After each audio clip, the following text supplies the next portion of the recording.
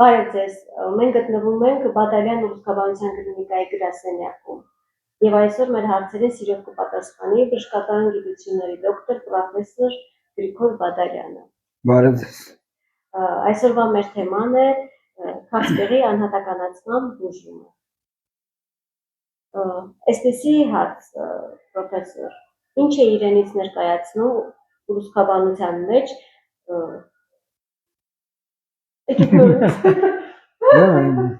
Античка. Давай. Опа. Давай, сейчас. Так. Оп. Բարև ձեզ, մենք գտնվում ենք Բադալյան ուսուցչաբանության կլինիկայի գրասենյակում եւ այսօր մեր հարցերին սիրով կպատասխանի բժշկական գիտությունների դոկտոր պրոֆեսոր ուսուցչաբան Գրիգոր Բադալյանը։ Բարև ձեզ։ Այսօրվա մեր թեման է քաղցկեղի անհատականացված բուժումը։ Պրոֆեսոր, այսպեսի հարց, ինչ է իրենից ներկայացնում ուսուցչաբանության մեջ անհատականացված քաղցկեղի բուժումը, հատկապես դեղորայքային։ Շատ լավ, այսօրվա թեման շատ կարևոր է, որովհետև գիտությունը զարգանում է, ուսուցչաբանությունը ամենաարագ զարգացող ոլորտներից է առողջապահության, բժշկության եւ այդ անհատականացված գաղափարը վերաբերում է իհարկե տարբեր ոլորտներին, բայց հատկապես քաղցկեղի բուժման մեջ դա շատ կարևոր է։ Ինչ է դա նշանակում։ Պետք է մենք հիշենք տարիներ առաջ, տասնյակ տարիներ, 10-15 վերցնենք տարիներ առաջ, ինչպես էր բուժումը, որոշվում էր քաղցկեղի ձևը, այսինքն ինչ քաղցկեղի, կրծքագեղձի, թոքի, ստամոքսի եւ այլ որ օրգանի։ Երկրորդ հնարավոր է լինում որոշել քաղցկեղի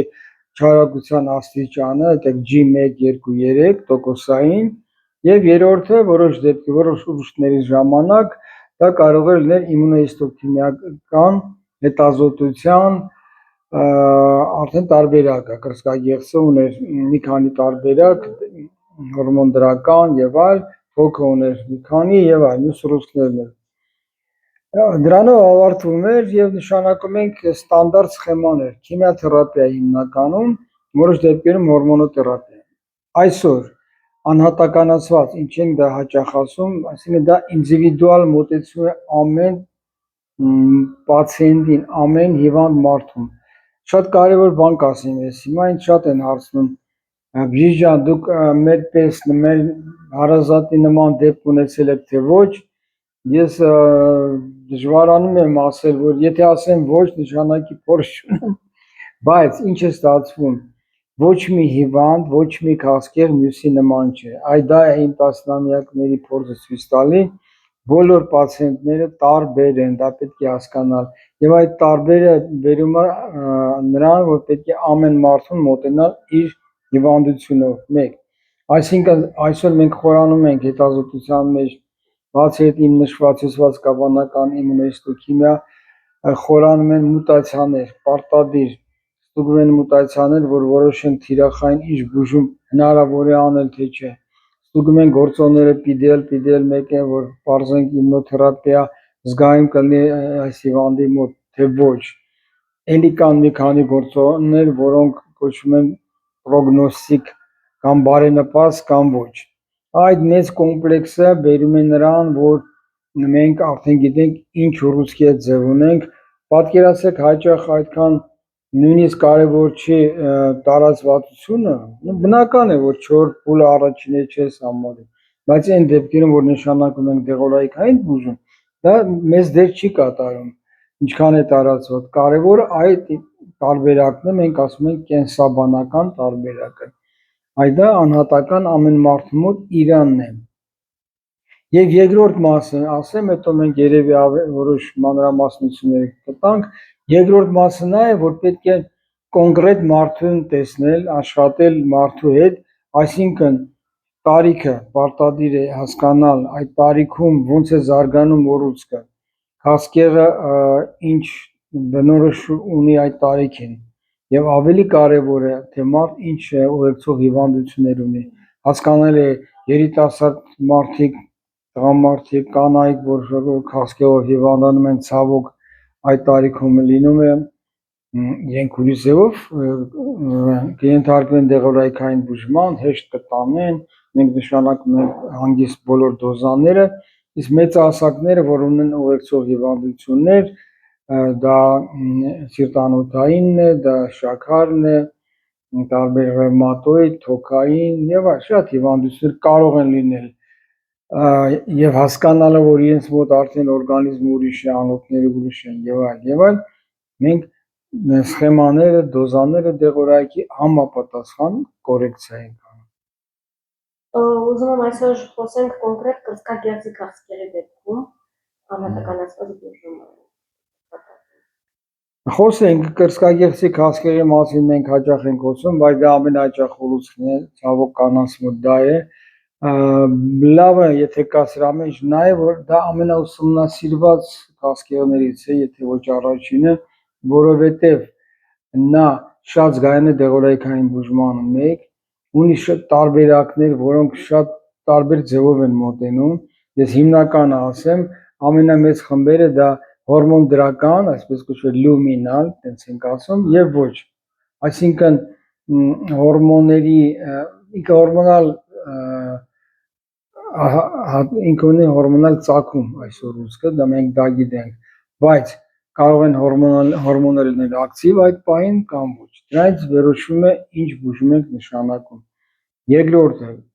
լուրջ գործոն կա այդտեղ կոչվում է HER2/neu։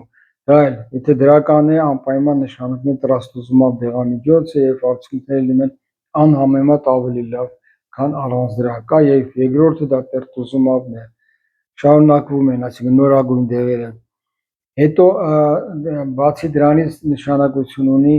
թե նա ժառանգական այս բերսեի կոչված տարբերակն է թե չէ, եթե դրական է լինում համապատասխան կան դեղամիջոցներ։ Բացի դրանից նորագույն թիրախային պրեպարատները CDK պլյուս դեղորայքն է, որոնք միանում են այս թիրախային բուժմանը, հորմոնալ բուժմանը։ Այսինքն մեծ կոմպլեքս է սա, որը որ տարբերվում է ուռուցքի ձևից ելնելով։ Կրծքագեղձի մոտ դա է կարևորը գտնել ճիշտ տարբերակը։ Այսպեսի մի հարց, եթե չկան ոչ բավարար լիարժեք բոլոր անալիզները, հնարավոր է արդյոք սկսել բուժումը կամ չի բարդացնում արդյոք բժշկի համար։ Անալիզները դուք հիմնականում եք բացի արյունից այդ հետազոտությունների տվյալները։ Գիտեք, իհարկե հնարավոր է, բայց այստեղ երկու շատ կարևոր պահ կա, այսպես ասեմ, ամեն դեպքում քաղցկեղ որ հայտնաբերված է, պետք է շտապել, պետք է շուտ սկսել։ Ես չեմ ասում կան տենց տարբերակներ, որոնք կայծակնային են ընթանում, հատկապես երիտասարդների մոտ։ Մենք խոսում ենք կրծքագեղձի քաղցկեղի մասին եւ դեպքեր կան, որ չպետք է սպասել մինչև վերջի հետազոտության տվյալը գա, դա կարող է լինել շաբաթներ։ Ոչ, այս շաբաթները մենք չունենք։ Իմ մոտեցումը եւ ոչ միայն իմ, նա է որ հիմնական, եթե ուղղությունը մենք գիտենք, բուժումը սկսել։ Ցուցված է քիմիոթերապիա պետք է սկսել, կամ թիրախային կամ հորմոնոթերապիան։ Լրացուցիչ տվյալները կգան, մի բան կավելացնենք կամ փոխենք, չեմ ասում ամբողջը։ Դա այսինքն դա նրբություն է, որը պետք է պատկերացնի բուժող բժիշկը եւ ինչպես ես միշտ ասում եմ, դա պետք է որոշվի կոնսիլիումով այդպես պահերը։ Կան շատ ստանդարտ դեպքեր կրծքագեղձի քաղցկեղի, որոնք պարզ է լումինալ A տարբերակ ամենահասարակ վիրահատություն, հետո քիմիա անել կամ չանել, ճառագայթ անել թե չանել ու պրոֆիլակտիկ քիմիոթերապիա։ Բայց կան բարդ դեպքեր, որ մի բժիշկ չպետք է որոշի, անպայման պետք է լինի կոնսիլիում տումոր բորդ։ Եվ իհարկե sense դեպքերում բավականին իմը այժմ դա ընդունված է, զարգացած է երկրորդ կարծիք, չեմ ասում դա հավասարում է տումոր բորդին, բայց մոտիկ է, եթե երկրորդ կարծիքը արվում է ճիշտ կլինիկայում, սա շատ կարևոր հարց է, ես հաճախ եմ խոսում, որովհետև մեր կլինիկան ավելի շատ այդ դրանով է մեր ուղղվածություն երկրորդ կարծիք տալու այդպես է ստացվել պատմական այս 8 տարվա մեջ։ Ինչ է դա նշանակում, որ մի կլինիկա ունի իր փորձը, իր գիտելիքները, բժիշկը եւ այլ, բայց կողքից մեկ լինում կողքից ավելի լավ երևում, այո, կարող է տեսնել նենց մի բան, որը վրիպել է տեսակից, կամ փորձ կա, որ ես ունեմ այս հարցում ավելի շատ։ Դա շատ կարևոր է եւ չպետք է ոչ մի բժիշկ այսպես նեղացած վիճակ դիրք ընդունի, նույնիսկ պացիենտի դա ցույց տա, դա ինձ կարծում եմ լավ մասնագետ է, երբեք իրեն վատ չի զգա, եթե երկրորդ կարծիք է գալի, ընդհակառակ, օրինակ ես ուրախ եմ լինում, եթե մի կարծիք է լինի, կդնեմ, կհամեմատեմ, հաճախ իմիջիայլոց դա համընկնում է երկրորդ կարծիքի, դա պարտադիր չլինի տարբեր, ոչ, հաճախ համընկնում է, բայց մի քանի նրբություն կարելի է իհարկե ավելացնել։ Իսկ ինչ անեք այն պարագայում, եթե կա կրծքագեղձի քաղցկեղ ավելի բարդ տարբերակով եւ հիվանդը չի ցանկանում կատե անել։ Ան դե պրակտիկայում նման դեպքեր արդյոք բարդ չի սկսել։ Ասեմ մի քիչ հետարքիր հարց եք տալի, բայց ուրիշ ես իմ փորձից ելնելով ասեմ, ինչն է ավելի շատ լինում։ Կրծքագեղձի քաղցկեղը ընդհանրապես ինչով է տարբերում, կանայք են, էմոցիոնալ են, իրենց համար այդ բուժումները, այդ հետազոտությունները այնքան կարող է որոշիչ լինել, իրենք հրաժարվում են։ Դեպքեր ունենք, որ իրենք թաքցնում են, ունեն կրծքում ուռուցք, ինչ-ինչ պատճառներով։ Երկրորդը հրաժարվում են քիմիոթերապիայից մազերը կթափեն, հրաժարվում են ճառագայթից, իրենք էլ չգիտեն ինչի համար, լսել են դրա մասին։ Այո, դա վատ է հրաժարվելը։ Հետազոտությունը, դե կատեից սովորաբար չեն հրաժարվում, դա արդեն բոլորի համար սովորական հետազոտություն է, բայց գոյություն ունի պետկատե։ Եկեք մի հատ պետկատեից խոսենք եւ կոնկրետ դեպք ես ասեմ, վերջի։ Նո պացիենտները շատ են, բայց մտքիս եկավ մեկին, որը որ բուժում է տարիներ արդեն, սկզբից լավ հաջողությամբ, հետո կրկնվել է ուռուցքը, պետք է փոխվի մի բան, բուժող բժիշկը փոխում է, ավելացնում է ճիշտ ձևով բուժումները, թիրախային բուժումը, հորմոնալը եւ այլ, հետո ավելացում է քիմիոթերապիան, որը որ կարելի է չավելացնել։ Ինչ եմ ասում, կարելի է, այդ պահին պետք է արվեր պետկատե հասկացողությունը, այդ հետազոտությունը եւ արդեն որոշվի ակտիվությունը ինչքան է այդ օջախների, պետք է արդյոք այդ լումինալ տարբերակի ժամանակ քիմիոթերապիա։ Ունեք ես գտնում եմ պետք չի։ Չեմ ասում, որ վնաս տվեց այդ կնոջը, բայց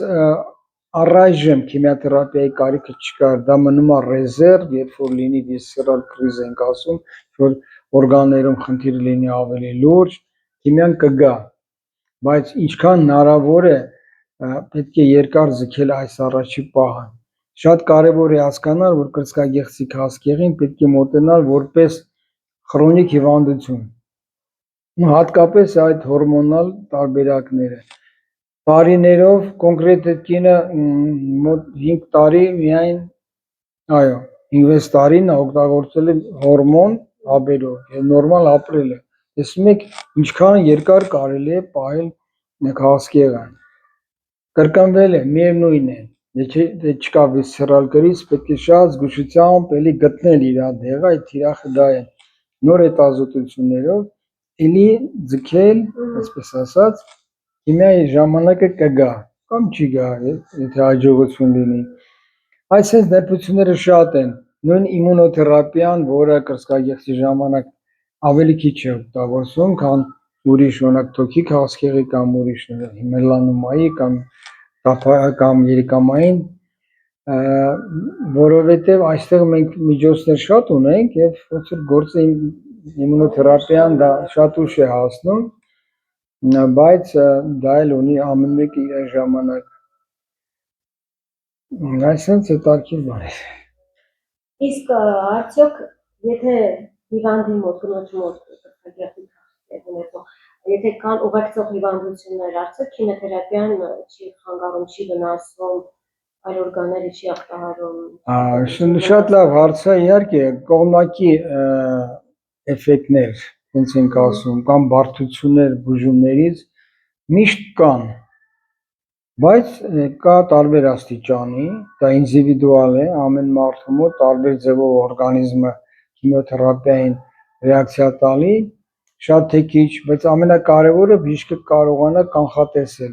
Ցավոք միշտ չի լինում,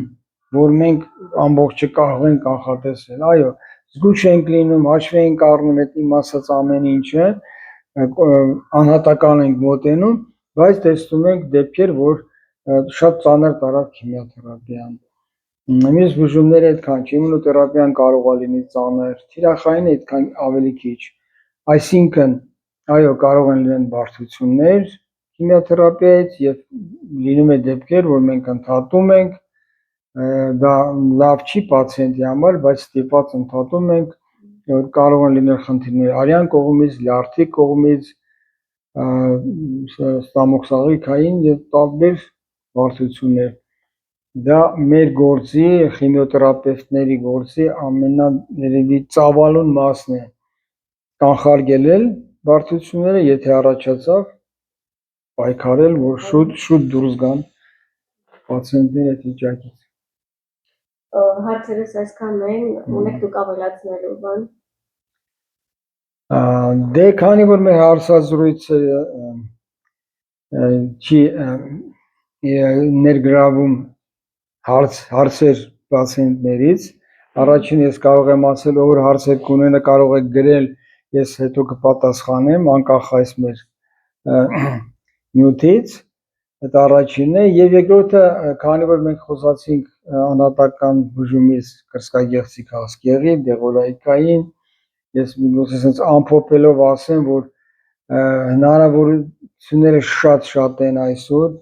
պետք է ընտրել ճիշտը կոնկրետ մարդու համար, կոնկրետ կնոջ իր հիվանդության, եթե դա ճիշտ գտնվեց, ուրեմն բուժումները մեծ մասամբ ընթանում են հաջող, մարդը ապրում է եւ ընդհանուր վիճակը լավ է, նույնիսկ կան հիվանդներ, որ մետաստազներ ունեն տարբեր օրգաններում, բայց ընդհանուր տեսքից կողքից տեսնես չես ասում, որ նա 4-րդ ստադիայի հիվանդ է։ Այդ դա է ճիշտ բուժումը, ճիշտ մոտեցումը, որ հիվանդի կյանքի որակը լինի բարձր, դա ամենակարևորն է, երկրորդն է կյանքի տևողությունից, նույնիսկ որոշ դեպքերում ասեմ ձեզ, հաճախ դա իմ կարծիքով ավելի կարևոր է առաջինը կյանքի որակը, քան տևողությունը, մի քիչ կարող է զարմանալի հնչի, բայց պետք է հասկանալ, մարդ ինչքան ապրի, քիչ ունենա ցավալի պահեր, կյանքը այդպես է, ամեն ինչ հարաբերական է, այսինքն ամենայն դեպս հետաքրքիր թեմա է, դա կարելի է անվերջ խոսել, այսքանով ձեր թույլատրությամբ կավարտենք եւ այսքանը ասեմ, որ այսօր մեր թեման էր քաղցկեղի անհատականացված բուժում եւ մեր հարցերին սիրով պատասխանեց բժշկական գիտությունների դոկտոր պրոֆեսոր Գրիգոր Բադալյանը։